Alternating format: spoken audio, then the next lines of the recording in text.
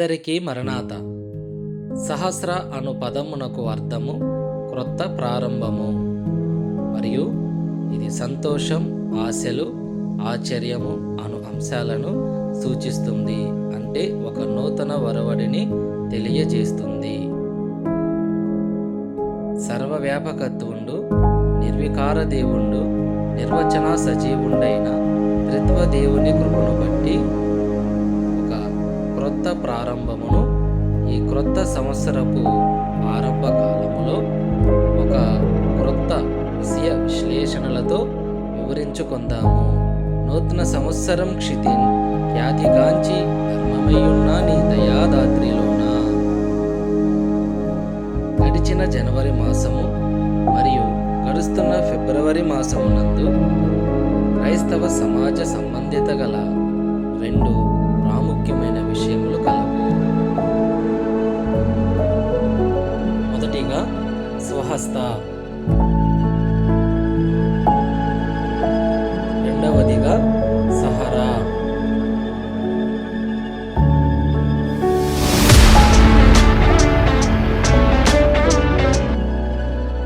స్వహస్త అనగా స్వంత అరచేయి అని అర్థము. క్రైస్తవ సంఘము ఒక వాస్తవ సంఘము మరియు ఘనకార్యములు చేయు సంఘము.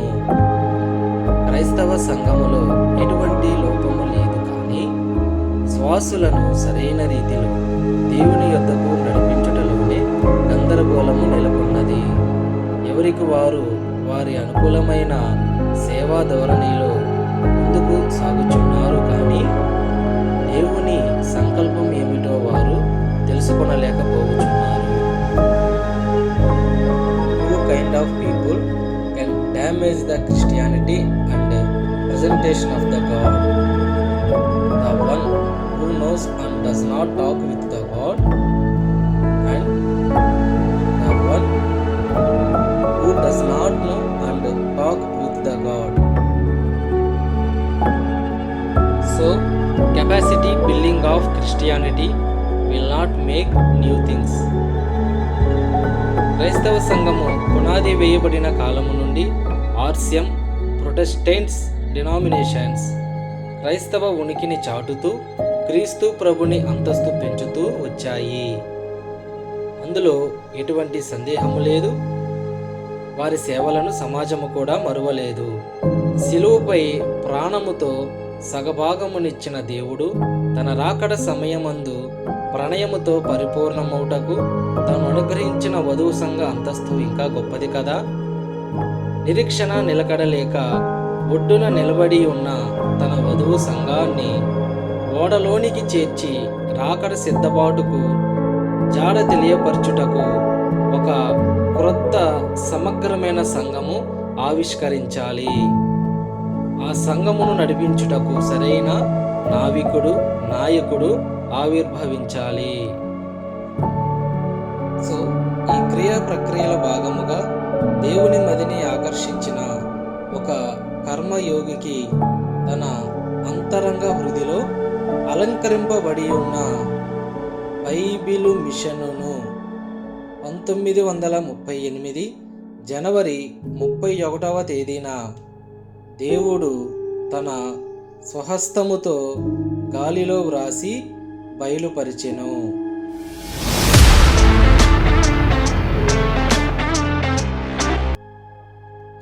సహరా అనే పేరు బలమైన వ్యక్తిత్వాన్ని ప్రతిబింబిస్తుంది. స్వహస్త వివరణలో భాగముగా ఒక కర్మయోగికి దేవుడు బైబిలు మిషన్ను బయలుపరిచాడని వివరించుకున్నాము కదా. ఇంతకీ ఆ వ్యక్తి ఎవరు, అతని యొక్క వ్యక్తిత్వం ఏమిటి అను వాటి గురించి తెలుసుకుందాము. కర్మయోగిగా పిలువబడుచున్న బహుముఖ ప్రజ్ఞశాలి, క్రైస్తవ సమాజమునకు విశేష సేవలందించిన శ్రీ ఫాదర్ ముంగమూరి దేవదాసు అయ్యగారు ఆంధ్ర రాష్ట్రము తూర్పు గోదావరి జిల్లా రాజమహేంద్రవరమునకు సమీపాన గల జేగురుపాడు గ్రామమునందు 1840వ సంవత్సరమున జన్మించాడు. తల్లిదండ్రులకు నీవు తగిన పుత్రుండవు, అందుచే ఐశ్వర్యమబ్బి నీకు. బంధువులకు నీవు బంధుజనుండవు, అందుచే ఐశ్వర్యమబ్బి నీకు. స్నేహితులకు నీవు స్థిర స్నేహితుండవు, అందుచే ఐశ్వర్యమబ్బి నీకు. అన్ని మంచి విషయాలందాశ నీకు, అన్ని దుర్గుణంబులను హేయంబు నీకు. ప్రజల రక్షణ విషయము పట్టు నీకు, దైవ సేవ వ్యాప్తికి దేవదాసు వీవు. దేవదాసు అయ్యగారు ఏబిసిడి చదువుచున్న పసిడి వయసులోనే భక్తి భావము కలిగిన తల్లిదండ్రులు ఇరువురు మరణించారు. దేవదాసు అయ్యగారు బాల్యము నుండే దేవుణ్ణి తన శైలముగా మార్చుకున్నాడు. ప్రాథమిక ఉన్నత విద్యను అభ్యసించిన వెంటనే లూథర్ మిషనరీ వారు ఉపాధ్యాయుడిగా ఉద్యోగం ఇచ్చారు. ఉపాధ్యాయ వృత్తిలో ఓ బద్ధుడిగా, పాదిరి వృత్తిలో ఓ మాదిరిగా జీవించేవారు. చిన్నతనం నుండే పావర్టీ అనుభవించిన అయ్యగారు మిషనరీలో ఏ ప్రాపర్టీ సంపాదించలేదు, కానీ దైవ సేవలో ప్రాస్పర్టీ సంపాదించాడు. దేవదాసు అయ్యగారు తన జీవితకాల ప్రయాణములో ఎటువంటి నజరాన ఆశించలేదు, నెరజానను అతిశయించలేదు. అయ్యగారు సవరణ లేని గొప్ప సమర్పణ కలిగిన భక్తుడు. ఇంకా ఆ భక్తుని గురించి అనేక గొప్ప విషయములు కలవు. We can just Google it and find out, or just type his name on your phone keyboard. You can get a data at the red meta. అటువంటి వర్చువల్ క్వాలిటీస్ కలిగిన వ్యక్తిత్వం అయ్యగారి సొంతం. అందును బట్టే దేవుడు వధువు సంఘాన్ని సాధన చేసే పని ఈ సాధువునకు అప్పగించాడు. Come out as prince of an army అనగా ఓ సైన్యం యొక్క యువరాజు వలె బయటికి వచ్చి వేయుము అని అర్థము. దేవుని ఆ ఒక్క పిలుపుతో లూథర్ మిషనరీలో తన డెసిగ్నేషన్కు రెసిగ్నేషన్ లెటర్ ఇచ్చి వేశాడు. అప్పటికే సుమారు 90 ఏండ్లు వయసు కలిగిన అయ్యగారు తనను ఆదరించిన తల్లి మిషన్ను విడిచి తండ్రి అలంకరించిన బైబిల్ మిషన్ కొరకు శ్రీకారం చుట్టాడు. పరమదేవుండు మన నరులతో మాట్లాడు, జాబైన గ్రంథంబు బైబుల్ ఒకటే. దేవుండు నరుడనవు దివ్య రక్షణకర్త, క్రియకు లెక్కకు యేసు క్రీస్తు ఒకడే. అన్ని మతాలకు ఆహ్వానమంపిన మతము క్రైస్తవ సంఘ మతము ఒకటే. మతములన్ మించి బయలుపడిన మిషనగు బైబిలు మిషను ఒకటే. ఇది నిజం. ఎందుకంటే దేవుడు దేవదాసయ్య గారికి బయలుపరిచిన ఈ బైబిల్ మిషన్ను భారతదేశమునందలి సుమారు 15 రాష్ట్రములకు వ్యాప్తి చెందడము మాత్రమే కాకుండా